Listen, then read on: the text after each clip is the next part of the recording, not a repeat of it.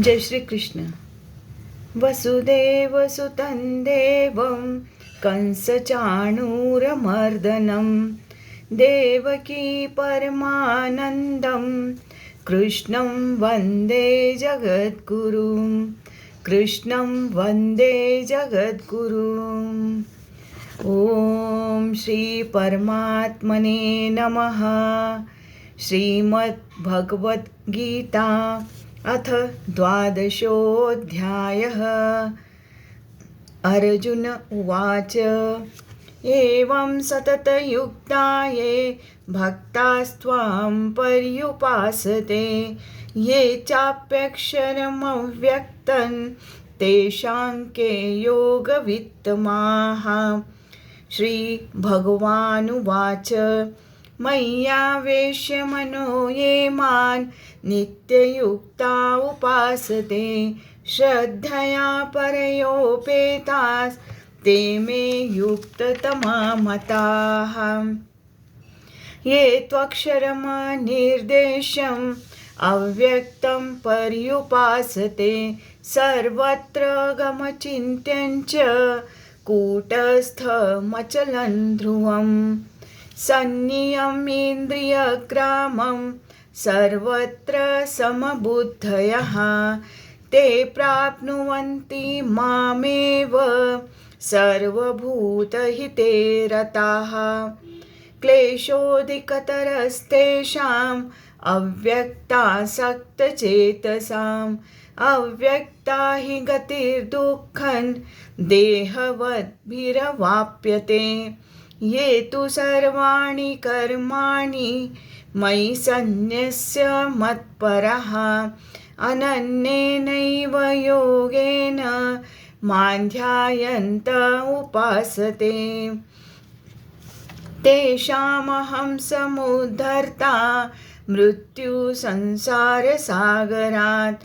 भवामि न चिरात् पार्थ मय्यावेशितचेतसाम्.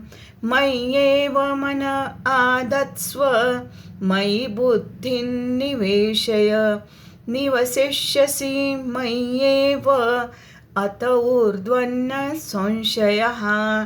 अथ चित्तसमाधातुं न शक्नोषि मयि स्थिरम्. अभ्यासयोगेन ततो मामिच्छाप्तुं धनञ्जय. अभ्यासेऽप्यसमर्थोऽसि मत्कर्मो परमो भव. मदर्थमपि कर्माणि कुर्वन् सिद्धिमवाप्स्यसि. अथैतदप्यशक्तोऽसि कर्तुं मद्योगमाश्रितः. सर्वकर्मफलत्यागं ततः कुरु यतात्मवान्.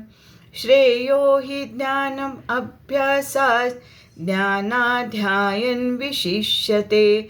ज्ञानात् कर्मफलत्यागस्त्यागाच्छान्तिरनन्तरम्. अद्वेष्टा सर्वभूतानां मैत्रः करुण एव च.